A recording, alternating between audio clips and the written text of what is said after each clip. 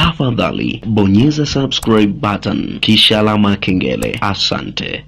Mjadala umeendelea kupamba moto kufuatia kauli ya mchambuzi wa siasa Cyprien Musiba Kamwaga kuhusu sakata linalokihusu Chama cha Demokrasia na Maendeleo pamoja na mwenendo wa kesi inayomkabili Tundu Lissu mahakamani.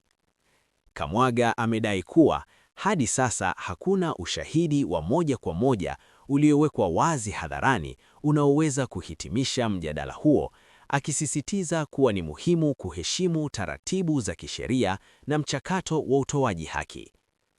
Akichangia katika mjadala wa kijamii, alisema kesi zilizo mahakamani zinapaswa kuachiwa ziendelee kwa mujibu wa sheria bila kushinikizwa na mitazamo ya kisiasa au hukumu za haraka kutoka kwa umma.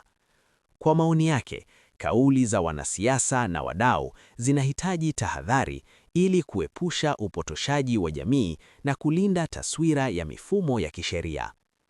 Kauli hiyo imeibua maoni tofauti miongoni mwa wananchi na wachambuzi. Wapo wanaoiona kama msimamo wa kulinda misingi ya haki na uwazi, huku wengine wakieleza kuwa kesi zenye muktadha wa kisiasa mara nyingi huamsha hisia kali kutokana na uzito wake. Hata hivyo, wengi wanakubaliana kuwa mahakama ndiyo chombo chenye mamlaka ya kutathmini ushahidi na kutoa uamuzi wa mwisho.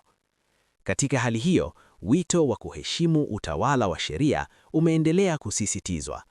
Baadhi ya wataalamu wa sheria wanaeleza kuwa mchakato wa haki unahitaji muda, ushahidi wa kina na usikivu wa pande zote. Kwa mtazamo wao, kauli za namna hii zinaweza kusaidia kupunguza taharuki ya kijamii kwa kuhimiza subira na uelewa. Kwa ujumla, mjadala huu unaakisi namna masuala ya kisiasa na kisheria yanavyoweza kuibua hisia kali katika jamii.